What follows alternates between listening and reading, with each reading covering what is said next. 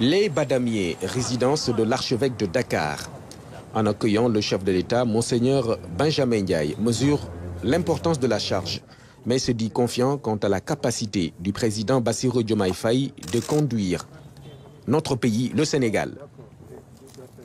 Un pays attachant, un peu turbulent, vous le savez mieux que moi-même, mais qui sait reconnaître aussi en ses dirigeants ce que Dieu a choisi pour le mener plus loin.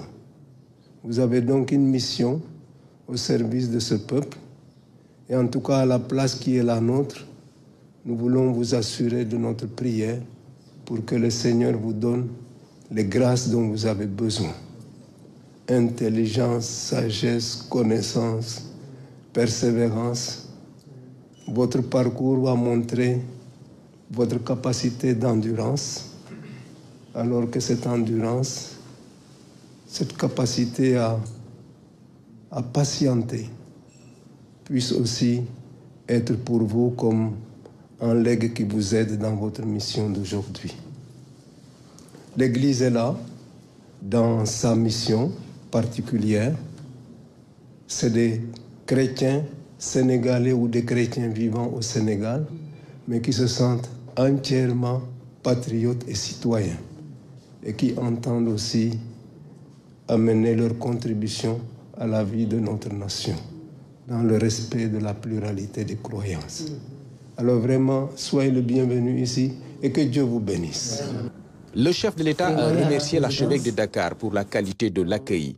En s'appuyant sur le vivre ensemble sénégalais, le président Bassirou Diomaye Faye dit son plaisir de retrouver le chef de l'Église en tant que membre de la famille. De la 6e au CM2, j'ai été élevé par l'Église à travers l'école devenue École Marie Médiatrice de Ndiaganiao.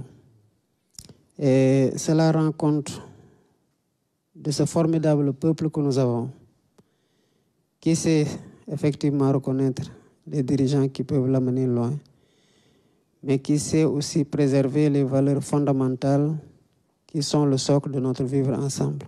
Voilà pourquoi, dès mon arrivée, dans la structuration ou la restructuration de l'organisation de la présidence de la République, j'ai érigé une direction des affaires religieuses pour séparer l'assistance aux diplômés de l'enseignement arabe qui correspond plus à de l'insertion, et c'est pour ça que j'ai enlevé assistance, j'ai mis insertion, et que j'ai mis en bureau, donc bureau pour l'insertion des diplômés de l'enseignement arabe, parce que c'est une problématique à laquelle aussi nous devons nous attaquer, pour ne pas dire que nous devons prendre en charge.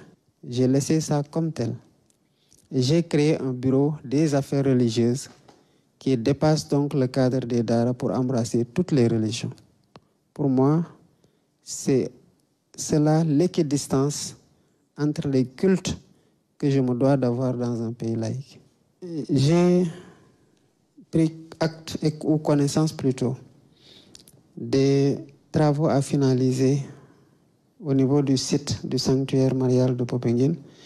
Et j'ai instruit le bureau d'architecture à qui on avait confié le programme des sites religieux, qui sera désormais confié à la direction des affaires religieuses pour qu'elle puisse administrer plus efficacement en s'appuyant sur le bureau d'architecture pour tout ce qui est construction. Donc, je peux vous dire que vous pouvez compter entièrement sur ma disponibilité, sur mon accessibilité et l'accessibilité des membres du gouvernement, et mon oreille attentive à toutes vos requêtes.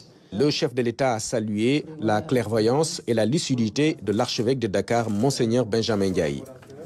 Il a présenté les condoléances à l'Église suite au décès de l'abbé Alphonse Diouf, un religieux qu'il considère comme un frère, car étant élevé chez lui à Ndiaganiao par son père. Une autre illustration de l'exemplaire vivre ensemble sénégalais.